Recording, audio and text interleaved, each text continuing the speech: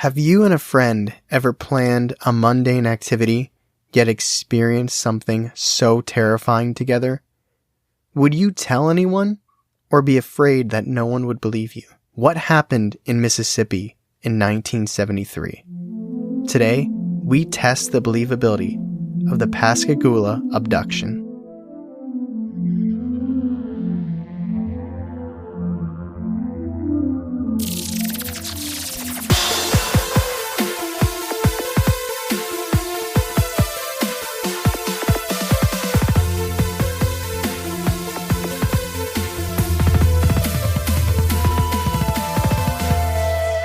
Welcome to Believing the Bizarre, Where we dive into the unknown and the unusual. tell you whether or not we find it believable. That is right. Hope everyone is having a great week. I hope the start was good. I hope Monday didn't suck, because sometimes Monday sucks. But you know what time it is? It's alien time. We are back on aliens. It's my favorite time. Yes, I am excited. We just did some Edgar Allan Poe. We did your little history. Now we're back on the spooks with the aliens. And this is a big time case. Yes, this is a huge one. I love this one. It's a big one. So you know it. Yeah. Maybe you don't know all the details. Maybe That could be it. Maybe you could pretend like you don't. So I'm excited to get into this one. Did you have a good week? You don't know. I don't know. We are recording this ahead of schedule. Yeah, I'm going to be... Well, last week I was on vacation. Yes. So this is pre-recorded. So if the world ended or if some major catastrophe happened and we're not talking about it, that's why. Hopefully not. I want to ask you a question really quick. Oh, yeah. What's up? When was the last time we did an alien episode? Do you care enough that you want me to look it up? No, I am. Hold on. Okay, yeah, I do. I do anyway, so it's fine. So the last explicit one was the Kelly Hopkinsville, but we talked about Nibiru, which kind of touches on aliens. We danced around aliens for a while. The Black Knight satellite, which we talked about aliens. We talked about the different grays and the different type of aliens. We talked about alien theory. Yeah, well, okay, it wasn't. We haven't talked. Well, actually, Kelly's Hopkinsville wasn't abduction either. That wasn't an abduction, but that was clearly alien. That was a war. That was different. War. That's true. This one is less of a war, more of an abduction. All right. You ready to jump in? Absolutely. Let's go to the 70s.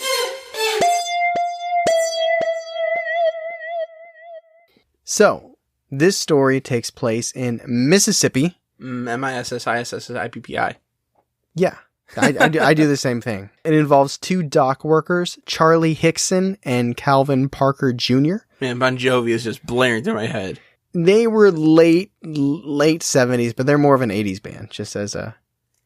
Bon Jovi? Yeah. Okay. More, I didn't know that. They existed in the 70s, but they're more of an 80s band, definitely a hair band. Okay. So they met in 1964, which is a little funny because Calvin was actually really, really young at the time. He was closer friends with Charlie's son, Eddie.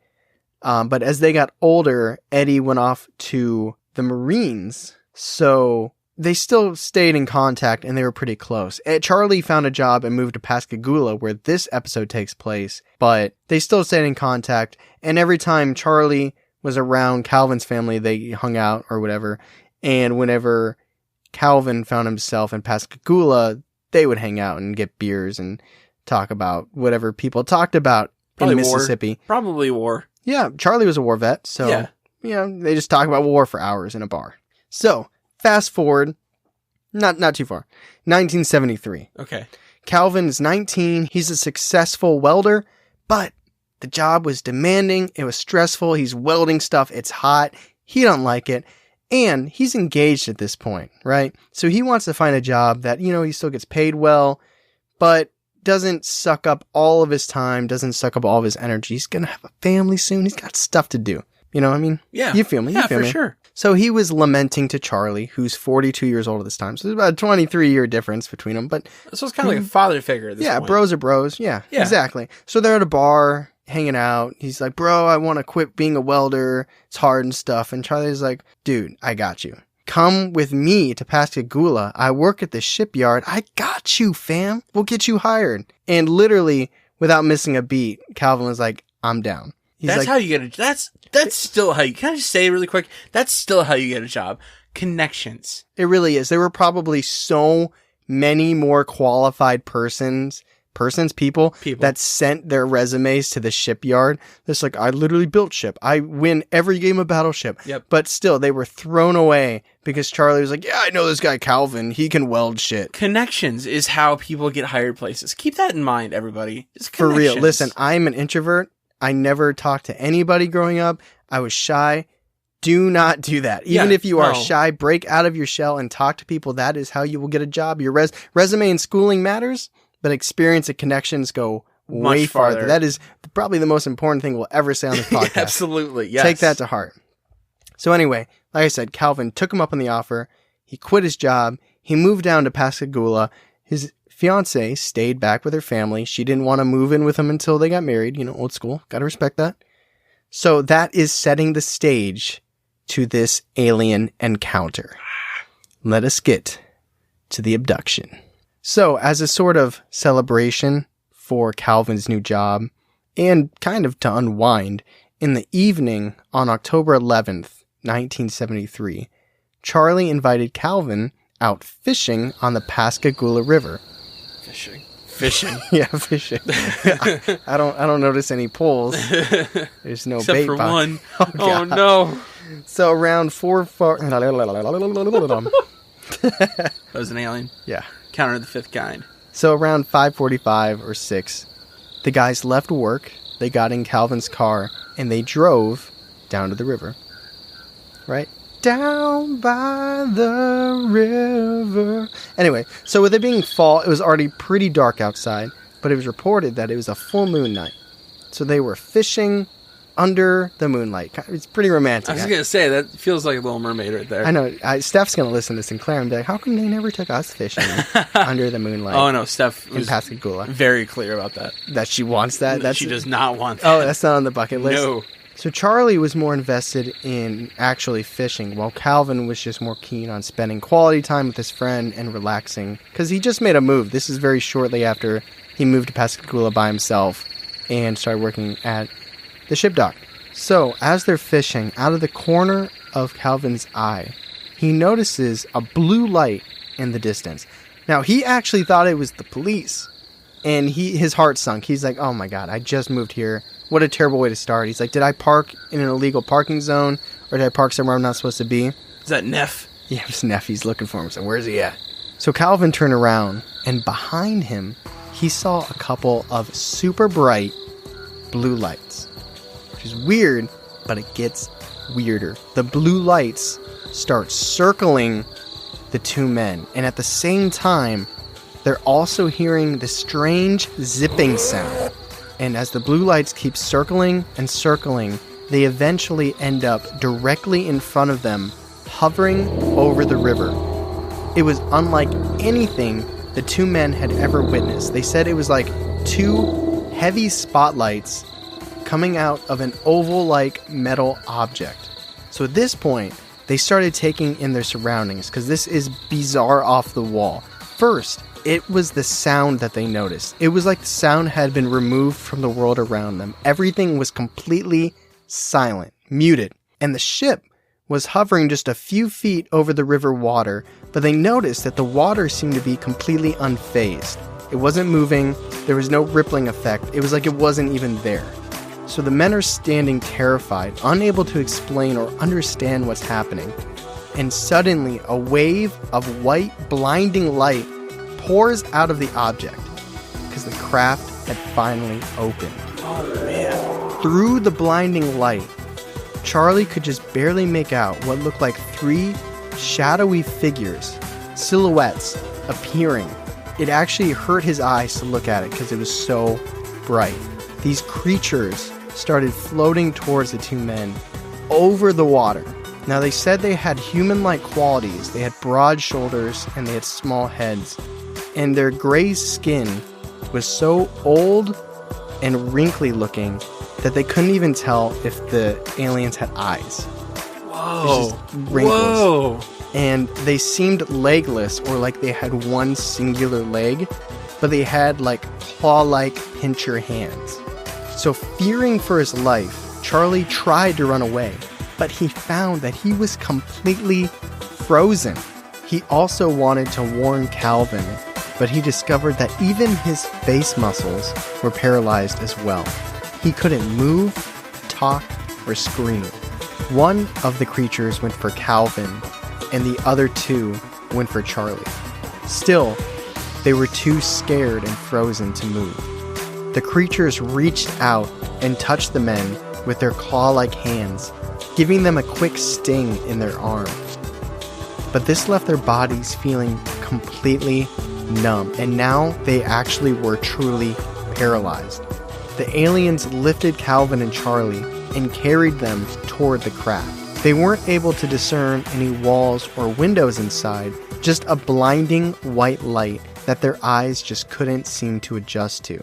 Charlie would later say, quote, "All of us moved like we were floating through air. When I got in there, they had me, they just kind of had me there. There were no seats, no chain. They just moved me around. I couldn't resist them.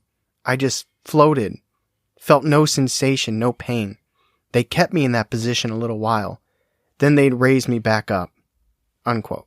So inside the craft, they're now inside. They've literally been abducted. They are now inside and they're separated. So individually in their own rooms, they were propped up on what felt like metal tables in the center of their room. After the aliens left, Calvin noticed a bluish box around 3 or 4 inches in size, and it would come around and it would start circling him, and every so often it would pause and it would let out a few clicks in a row, and then it would continue circling. Then a 5-foot-tall gray creature with large brown eyes came in to see him. Meanwhile, Charlie was being examined. Charlie heard a hissing sound, and a thought slipped into his mind. Now, what level of abduction or of the kind is this? The 5th kind? It's the 4th. When they're in your head, it's the. Oh, that's if you channel them. But when they're in your head, I guess that would be 5th. Yeah. Okay. So in Charlie's mind, he heard, "Don't be afraid." And an orb-like object came toward him from the wall. He said it looked like an eye with a revolving crystal for a pupil. And it floated around, and it was looking at him, and it circled. And eventually, it went back into the wall. Man, the only way he's not going to be afraid if he has some f***ing lube. God, in his back pocket. Yeah, I'm ready for this. Eventually, the eyeball thing went back into the wall, and the 2 creatures that brought him in picked him back up, floating, weightlessly. Yeah, sure. Yeah, and he left the table. And it was at this point that the blinding light seemed to dissipate just a tiny bit, and Charlie noticed a black spot getting closer and closer. And relief finally swept over him as he realized he was back at the river. Back at somewhat safety, somewhat normalcy, and he could even see his tackle box. They were right back at their exact location.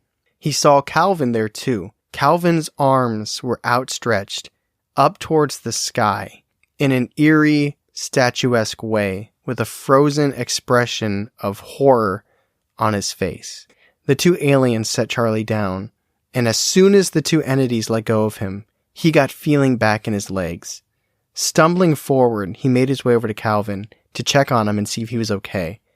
As he did, he heard the same zipping sound, and he turned around to see that he and Calvin were completely alone. At that moment, again, a thought passed through his head. Not a self-made thought. He described it like somebody was turning a radio on in his head. And he heard, "We're peaceful. We meant you no harm." So he shook Calvin, who finally came out of a trance, and he screamed violently for a few moments before collapsing to the ground.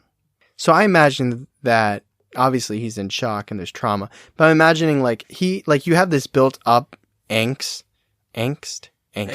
inside of you, and you're frozen, you're paralyzed. They couldn't even really move their eyes much. So they're forced to look at this blinding lights. It was actually hurting their eyes and drying them out. So I imagine that was the first opportunity he had to scream. So could you imagine if you were in a terrifying situation, but you were unable to actually like outburst. Like, so then when you finally get the chance, this totally makes sense that he just like violently screams. Screams for like a solid 5 minutes. This is totally nothing to do with what we're talking about. Have you ever heard the theory that you're actually awake during surgery? No. Yeah, there's a theory that when you get put under, and I apologize to anybody who might be having surgery coming up anytime soon. I was reading this theory that when you actually experience all the pain. You're conscious for all of it. You can't move. You're paralyzed. You can't, but you feel everything, but the anesthetic makes you forget it. Oh. So when you wake up, you have no recollection of it, but you still experienced all of it. It's, whoa. Ooh. My light just flickered. Not that that's paranormal. That's just kind of a terrifying situation. But you know what I'm saying? It's like, in the end, it doesn't matter because you don't remember, but you still experience all of it. You know, I've had surgery. Yeah. Maybe you experienced all of it. You just don't remember. I don't know.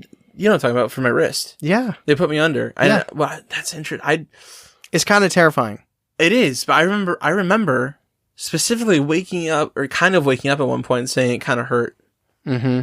And they're like, oh, you have no idea. You should have hurt you 5 minutes ago. All right, kid, here, get a sucker. Now get the out of here. Yeah, and then they gave me more anesthetic, I think. So you could forget, man. That's they're just trying to control you. But man. wouldn't you? I mean, I don't know how true that could be, because I would thrash around probably. No, your body is physically paralyzed. Oh, okay. I didn't catch that. So you feel, but you can't move.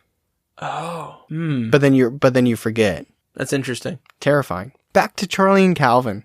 So, post-abduction. They're on the river. Obviously not interested in fishing anymore. I don't think they caught anything anyway. No. Charlie tells Calvin, listen, paraphrasing here, nobody's going to believe this. Nobody is going to believe what we experienced. They're going to think we're crazy. We're going to become outcasts. It is best if we keep this to ourselves. Bitch, you guessed it. Yeah. Woo! You was right. So I think that it was just the fear of being an outcast, right? Yeah, absolutely. Because what I say, like the very first episode, nothing ever good comes. Yeah, that's true. Out of what did you actually say? Out of an alien encounter or something like that? Yeah. Nothing ever good comes from claiming being part of an alien encounter. So speaking of the first episode, imagine that car ride. Because they rode together. They were in Calvin's car, and they're driving back to Charlie's house. Imagine that conversation in the car. Like, did you see the Hobby Lobby sign up there? Live, laugh, love. Charlie's just crying. Yeah, well, it would be flipped. Charlie, I think it'd be Calvin that would be crying. Also, a story about Charlie. You like hearing your name all? It's like the Possession, that episode you did where the demon Oh, yeah. But it's also kind of cool. I'm happy that they had each other. Because I think when you experience something terrifying and traumatic like that, to have a shared experience with another person had to be relieving. Yeah. So on the way to Charlie's house, they did stop at a bar to decompress, to drink a little bit, kind of discuss everything that happened. And also, remember, this is 1973. They don't have iPhones. This is before Blackberries, okay? This is a long time ago. They had no idea what time it is. They have no idea how much time passed. What about their car radio? I don't know if it had it, dude. This is... A car? In the 70s, man. Probably didn't even have a radio. All right. It's probably just Charlie a cappella singing. But this is before Bon Jovi, too. I don't know. I don't think there was music in the 70s. Hendrix. This is pre-music. Hendrix, for sure. So at this point, at the bar, Charlie is starting to come around to the idea of possibly spilling the beans. Charlie decides, you know what, maybe we shouldn't keep this experience to ourselves. Maybe we should tell at least the authorities, right? At least tell the authorities that something went down. So Calvin was kind of like, I don't know. I'd rather not talk about it. But you know what? Maybe telling the authorities is the right idea. So naturally, the first thing they do is call the Air Force, right? Oh, okay. Completely blew them off. They were like, yeah, we don't really deal with these kind of experiences anymore. Why don't you call the local authorities? And before they even had a chance to rebuttal, they hung up on them. Dang. So Air Force does not care. Does not care. So they take their advice and they call their local police station, and the officer that answered was amused. And so they said, okay, we'll send a couple deputies over to pick you up and bring you back to the station. So they get to the police station, and Sheriff Diamond separates them during their initial questioning to try and get as many details out of them as he can, and also to see if the stories line up, right? Because in his mind, they're drunk, or they're playing a prank, or they're wasting their time, or there's some game at play, right? Yeah. Like, clearly these guys didn't get abducted. They didn't see aliens. There was no floating eyes or blue lights. None of that was real. What are they trying to get at? Apparently, he even threatened them with jail time if they were lying. For a false thing. Yeah, I guess. Like, that's a little extreme, though, isn't it? It is, yeah. So eventually, Charlie and Calvin were escorted into the same room, a singular room, where Sheriff Diamond interrogated them at the same time. And after a little bit, after some questions, Sheriff Diamond had an idea. He's a thinker. He's like, I know what to do. I know what to do. As a ploy to catch the two men in a lie, he secretly planted a recording device in the room under the table. And he was like, when I leave and no one else is in the room, they're going to drop the act. And I'll find out what they're really up to, what they're really planning, and we'll all realize that this is just a big old joke, right? He's expecting something like, good thing we're lying, Calvin. Yes, Charlie, it is a good thing. Yes, we are indeed lying. Am I speaking loud enough? I need a pop filter. But he really thought they'd either break character and destroy their credibility, or they'd reveal their intentions. Okay, here's probably what he was actually thinking. Do you think they're buying it? Yeah. Do you think they're buying it? Or, well, what did you tell them in that room? What were you supposed to say again? Stuff like that. Mm-hmm. Which is, I think this is actually a really smart plan, in my opinion. Like, I actually think it's a really good idea. Unfortunately, for Sheriff Diamond, it did not work. When he left and he checked the recording later, Charlie and Calvin were still talking about their shared experience. They were still freaked out, full of terror and anxiety. Nothing changed. When they were completely alone, they were still talking about the incident as if it was 100% true. Here's a quote from the guys from the recording. Charlie said, "Jesus Christ, God have mercy. I thought I'd been through enough of hell on this earth, and now I've got to go through something like this. But they could have, they could have harmed us, son. They had us. They could have done anything to us, but they didn't hurt us."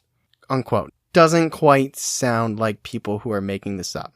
Because, they're like, this isn't like 2019, 2020. Like, if you go to a police station now, there's cameras on you. Oh, yeah. Like, the one-way mirror. Come on. They know that stuff. But in the 70s, like, this isn't high-tech time. So, their cars don't have clocks on them.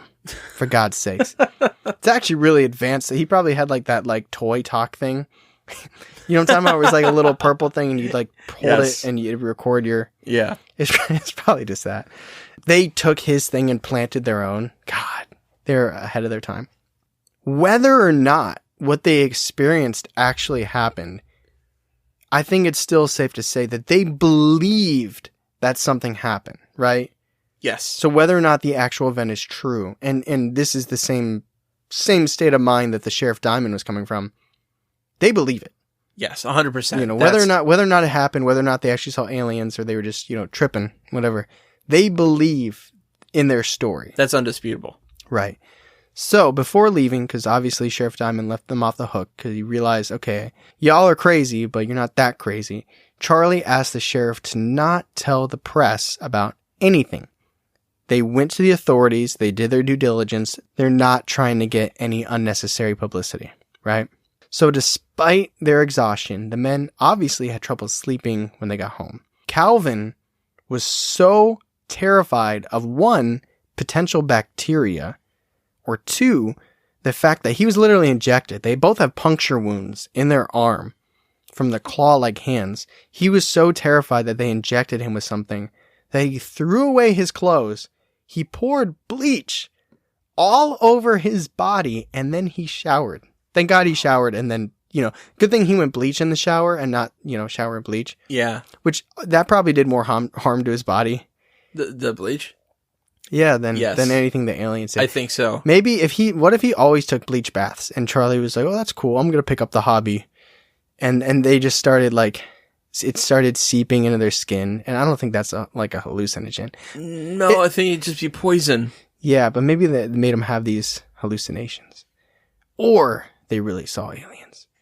So unfortunately, either the sheriff or somebody in the police station did not honor Charlie's request. Of course. The next day at work, Charlie got a call from a Jackson, Mississippi journalist, and that was just the beginning. Word started getting out, and everything started buzzing. There's increased fear. Everybody was trying to figure out their story, and at this point in time, both men did not want to talk about it. But there was an increased fear about radiation. What if they had radiation on them? What if they gave it to other people in town? What if they caused harm to everybody they came in contact with because of this extraterrestrial radiation? It's not cooties. Well, it's the 70s, dude. That's true. That's true. So, ironically, Charlie and Calvin were sent to the Air Force Base. Oh, no. For testing, which is Keesler Air Force Base in Mississippi. Okay. MISSISSIPPI. Same Air Force Base that they called. It's funny, right? Hysterical, actually. So they were greeted by men in hazmat suits, and they started getting radiation treatment. Thankfully, they were completely clear and clean of any radiation. They were interrogated again at the Air Force Base, and they signed some papers, and they were on their way. It was kind of a weird situation, though. It was like a long walk in the Air Force to like these military members where they were interrogated again. Yeah. And they signed papers, which they were told were like copy notes. It was just like, oh, meeting notes, or, like meeting minutes, things. Like you'll get a copy of everything we covered in the mail, which obviously, No, they didn't. So when they got back, Sheriff Diamond told them, guys, I know you've been through a lot. The questioning, the interrogation likely is not done because astronomer and UFO expert from Northwestern University, Dr. J. Allen Hynek, is on his way to talk to y'all. The boss. This dude's been studying at this point, like in the 70s. Like not now. In the 70s, he'd been a UFO expert for 25 years. Oh, J. Allen Hynek. Oh, my gosh. Project Blue Book, which we haven't touched on, but, Oh, I have such a crush on this they got to talk to him. frog-bodied man. Oh, man, I love him. The Loveland Frogman. So they're hanging out with Dr. Hynek, and there's another couple doctors there, and their suggestion is to put them under hypnosis, which is known as time regression therapy. Now, the men freaked out. Charlie and Calvin were like, whoa, no. We already have this traumatic experience. We're not trying to have you mess with our mind, do some lobotomy shit to us. Like, no, we're not doing that. But then, Dr. Hynek was like, calm down. We're not messing with your mind. We're not planting anything in it. The whole idea of this hypnosis is to comfortably and safely bring you back to the exact moment so that we can get more details and get a better understanding of what happened. Makes total sense, right? Mm-hmm. Yeah, it does. So the first person to go was Charlie. So Charlie was brought back through hypnosis to the alien abduction, but it didn't last long. He started panicking and crying hysterically. And Dr. Hynek felt bad, and he shut that shit down. He's like, okay. I don't want to, he's already been through a lot. Let's move on. So now it was Calvin's turn. Calvin's experience was even more severe. He entered a shock, and he started trembling and crying and violently shouting for help. So, unfortunately, Dr. Hynek wasn't able to receive any extra details about the event. Instead, it just gave the men more trauma. Yeah. So, my bad. But he did say, he concluded that the men were telling the truth. They had an extraterrestrial experience, and they're definitely dealing with trauma. And he also added in that people should not ridicule these men, as if he gets the final say. Yeah, right. On that. But he did believe him. So that's good. I mean, that's something, right? I mean, this guy is high in the ufology world. Oh yeah. He probably wrote multiple books to become a ufologist. He did. Yeah, many books, 2 hands at the same time, ambidextrous. But he did conclude that they were telling the truth. So that's something. So here's where they kind of diverge paths. Calvin remained low. He's like, I want to move on. I want to marry my wife. Well, a fiance at the time. You don't marry your wife. She's not your wife yet. He wanted to move on. He wanted to have a family. He wanted to forget this ever existed. He did have one more panic attack that he contributed to the abduction. But other than that, he's been pretty clean. He was around in 2017. I don't know if he's still around today. He lived a pretty chill life. He didn't get too much in the news. Gotcha. On the other hand, until recently for Calvin, but you can do some research. He's done some interviews in like 2017, 2018. Charlie, on the other hand, was like, I'm going to milk this up. He went on talk shows. He went on radio station. He spoke to reporters. He was like, let's talk about it. To the point where Calvin actually got pretty pissed. Like, Charlie called him a few months later and was like, dude, I got us booked on the Michael Douglas show. No idea what that is. That makes me think of that actor. That's not the actor, right? I have no idea. There's an actor named Michael Douglas. I couldn't place it. I don't know. Anyways, he called me. He said, we got an interview. Let's do it. Calvin actually got pissed and was like, I don't think it was the sheriff. I think Charlie might have been the one that told the press. Kind of like this. Charlie was like milking it. I mean, he's older. He's trying to get his name out there. So that's kind of their divergent paths at the end. Now, you might think, wow, that's a crazy story. I wonder what they're going to talk about in the discussion. Well, we're not there yet. The story's not over. Oh my gosh. Charlie's story continues. Okay. So eventually the publicity got too much for even Charlie to handle. Even Charlie was like, God, this is too much. I need to unwind. I need to do something. I need to go on a solo hunting trip. Apparently he even told his wife, I'll bring you back some squirrels so you can make a squirrel stew. She said, thanks.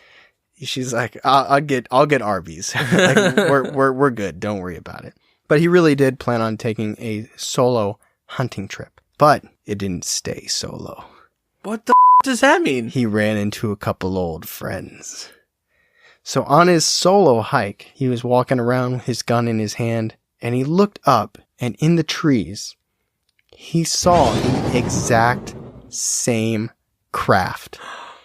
What? And as his eyes caught the silver craft, the same voice, the same message, like the radio, went in his head, and it said, you're safe. We meant you no harm, and that you were special. You were chosen. And it flew away. Oh my God. So I don't think any squirrels were got.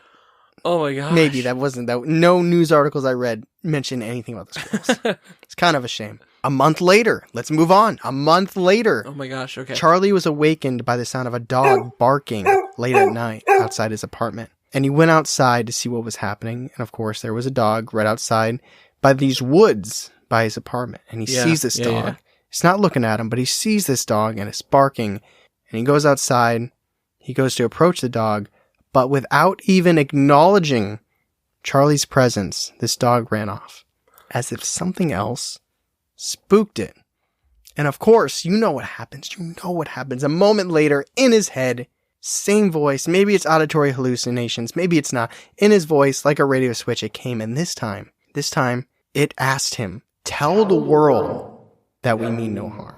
The world needs help. Your earth needs help. And we will intervene before it's too late. But we can't do it now. You don't understand yet. Y'all too dumb. That's me paraphrasing. But I think that's what they meant. Oh, man. He should ask him in for like a beer or something. Right. So there's no evidence of the creatures. He didn't even see the spaceship that night. That was literally just voice in his head. Dog, voice in his head. Now, I'll leave you with this final moment because honestly, the voices in his head is a little, could be nuts, right? Like he could be nuts. For sure. He could be having episodes like stress or traumatic. I don't know if it would necessarily be PTSD. Now, that's not to say okay, let's say he was abducted. He heard the voice, right? Like in real life. Yeah. That doesn't mean he's not making it up these times. Right. Now, he might not be, obviously, if you believe all of this to be true. But maybe it's like if he's a little off his rocker now and he had that experience. I mean, if you hear a voice once and it leaves that lasting impression, it could be his own mind playing tricks on him, right? This next one is going to be a little bit more credible because there's going to be a shit ton more witnesses. You ready? Oh, yeah. Let's go. A few months later, around Mother's Day, still 1974, Charlie was driving with his family in a packed car. It had him, it had his wife, it had his children, it had his daughter's husband, and their baby. Baby might not be credible. I was going to say. Baby might not be credible. Everybody else, I trust him. So as they're driving along Highway 67, they notice a star in the sky that seems just a little too bright. It's above the tree line, and now it's not just too bright, it's moving. It's circling, and it gets closer, and it gets closer, and Charlie finally notices this one is different. Whatever this is was significantly larger than what he saw in Pascagoula and on his hunting trip. Charlie told his daughter's husband, who was driving, to pull over because he was excited. He's been hearing these messages. Like you were joking about wanting to get a drink with them. He wanted to talk to them. Yeah. He's like, pull over. This is our opportunity. Just then, the object quickly descended to ground level, and it shot in front of him over the highway. So now, the car is stopped, and the craft was silently hovering nearby. Charlie was amazed. This was his opportunity. He was going to get to talk to them. He was going to get answers. He was going to find out what was happening. What did he need to tell the world? What did they need to intervene? This was his moment. Because remember, he's been having, it's been peaceful. He's been getting reassurance. Since the initial abduction, it's been all about peace. We're not harming you. It's all good. How's Calvin doing? We sent him a card. We haven't heard back. Did he move his address? How's his family? You know, all that stuff. So everybody in the car is pretty much like, oh my God, what is happening? What is happening? Except for Charlie, who's like, let's go do this. Let's go have a conversation. And except for his wife. His wife is like hands over her face, freaking out, ready to cry. So Charlie opens the door to go out and talk to them. And she grabs him and she's like, no, you're not leaving. You got to stay in here. This is dangerous. And he's pleading his case. He's like, no, they're right there. I've been experiencing this for months. I need to talk to him. So they're struggling. They're back and forth. She's trying to bring him in. He's trying to leave. Then he gets a voice in his head again. And it says, there will be another time. There will be another time. It's okay. Just go. It'll be okay. So reluctantly, Charlie gets back in his car and they leave. The family is completely stunned. They don't know what to do. And it's actually ironic because they're like, we got to tell the authorities. And Charlie starts laughing. And he's like, okay. So they literally call the Air Force and they tell them the same exact thing. They're like, we don't really deal with that. So why don't you call your local authorities? And then Charlie's like, no, like, we're not doing that again. We're not getting that media circus. And they pretty much just kept it to themselves for a while. And that is the Pascagoula abduction, which, by the way, Charlie died in 2011. Rest in peace. So we don't know if there's more. In the more recent years, in like last 5 years or so, Calvin's been coming out and doing interviews. They both have written books. So you can definitely learn more about them and their crazy experiences. Are you ready to go to the discussion? Yes. Hey everyone, this is Charlie, and I am by myself. Tyler is not with me right now. He was on vacation. Good for him. This is our mid-episode break to shout out for our new Patreon subscribers. So thank you, Karina Allen. And if you like the episode, you want to join us for some more stuff, some games, some quizzes, beyond that, please join us on Patreon. And if you're not ready for that right now, and you just want to keep listening to the free episodes, that's totally fine with us. So again, thank you so much for listening. Enjoy the rest of this episode. So Charlie, there's a lot in there. Let me break it down one more time. We got the abduction. Yes. We got the cops interrogating them and pretty much proving their case. Mm-hmm. We got them going to the Air Force, being interviewed by Dr. Hynek, who pretty much concludes they're telling the truth. Yes. Couple solo trips with Charlie. We'll exit Calvin. Couple solo trips with Charlie, where he hears things which I'll just be upfront, I don't find those as credible. Mm-hmm. And then this experience with his entire family in the car. I'm super interested to hear what you have to say. I am. Well, I just talked for 40 minutes. I know. I'm very interested in what I have to say. So the story about the river and the fishing and I would call that the main one for sure. The initial abduction. Yeah. That is very harrowing. It's a scary story. It's mostly from Charlie's perspective, which is, it's not bad. Just is it what makes it is. sense because obviously all the details are after the fact, and he was the one most apt to talk about it. Yeah. I want to know more about the aliens.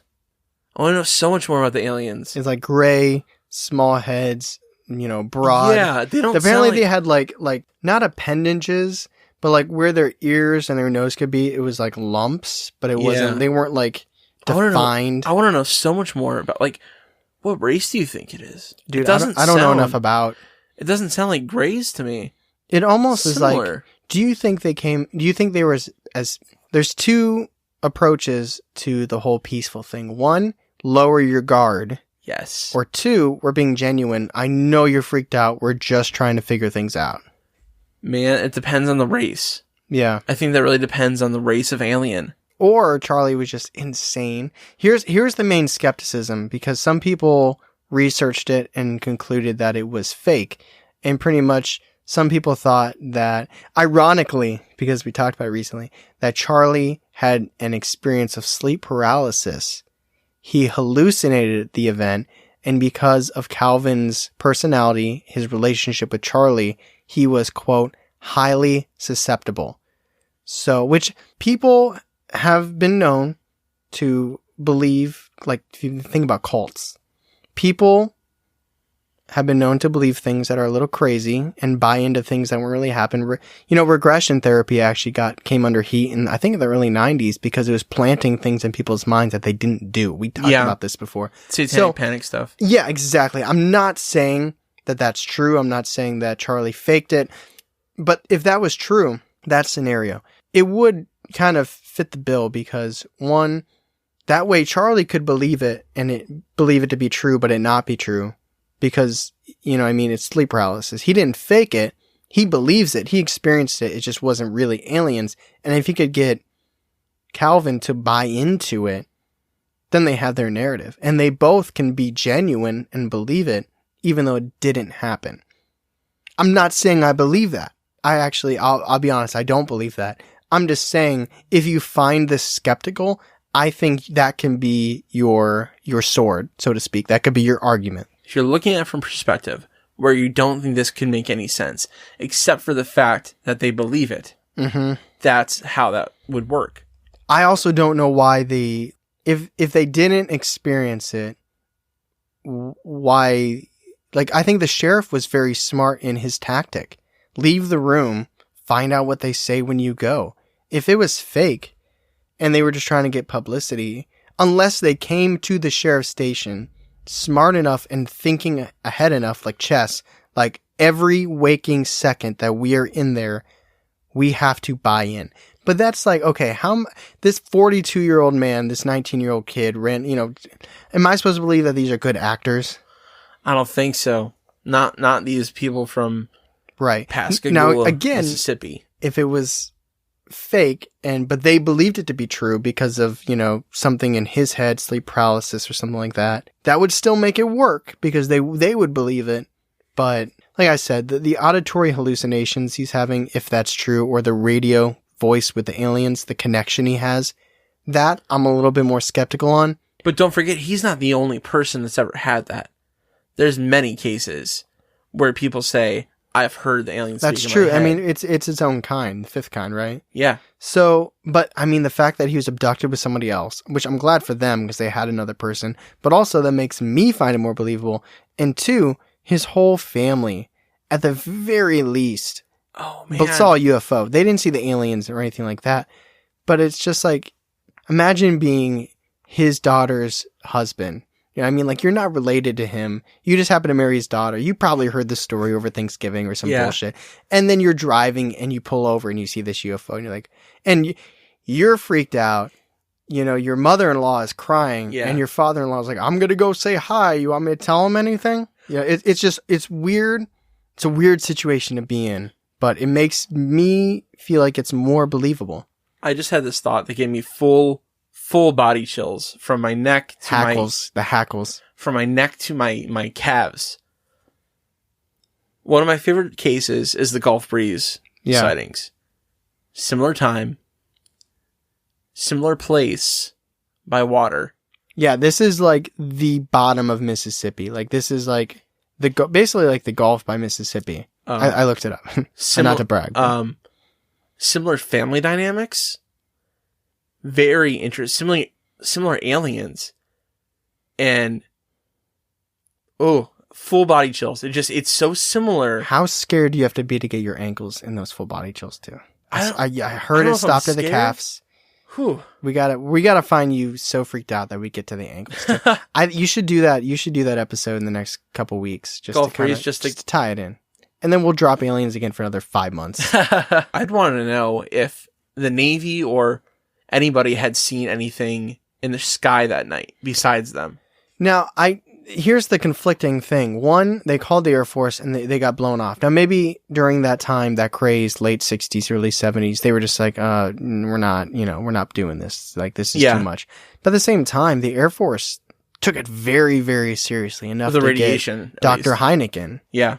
Radiation test, they were interviewed again, papers and whatever, all that, creepy undercover stuff. I don't know. It's like, it seems like they bought in, but maybe they just have precautions where it's like initial phone calls just don't get taken seriously. It could be.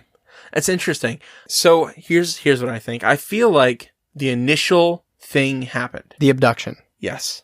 And I feel like the second thing happened in the hunting when he's hunting. The solo craft. Yes. Yeah. The third thing. With the dog. Yes. That's another tie-in with the Gulf Breeze. There's a thing about dogs in the Gulf Breeze, too. Because I was thinking back to that story when I was researching this one, actually. Oh, my God. Just chills again. Just the waves. It's not there yet. Okay. We'll work on it. Man. Oh, man. I don't know, though. That one I'm a little skeptical on. I agree. I'm skeptical of that one and the hunting. I know. I got you. But the last one... We know. We heard you. The last one, also, I feel really strongly happened. Full believable. Yeah. Fully believable. I'm right there with you because of the bread of this sandwich, the beginning and the end. Yeah, and I do love my carbs, but also like, yeah, the main experience with the abduction. I would probably if this story was only that, I probably would go viable. I agree. If it was only that, I would probably go viable. If it was only the middle two, I would go unbelievable or skeptical. But if it was only the abduction, I would go viable. Definitely lean towards believable. The fact the sheriff situation and the ufologist that interviewed him pushed me up there. But the fact that it ended with him and his family who have nothing to gain. There's no benefit. Nothing to gain, nothing to benefit, unless they were just trying to help his reputation. So he got his family together. It's like, if you ever want squirrel stew again, you're gonna tell people we saw a UFO. Maybe he did, maybe he didn't. But between those two things together and all the other little details, I think out of many of the abduction stories that I've read, researched, heard, I think this one is definitely up there in believability, and I give it a believable as well. Also, the fact that Calvin's talking again. I don't need to put that in. He just wants that money. So thank you so much for listening to our episode on the Pascagoula Abduction. Is that a fun word to say? Kind of. What a great story. Did I butcher it a couple times in this episode? Hopefully Charlie will edit those out. Yes. But, you kind of leave Pascagoula after a while. You get that initial abduction, then it's just solo trips looking for squirrels and dogs. Man, oh, man. Crazy, though. Crazy.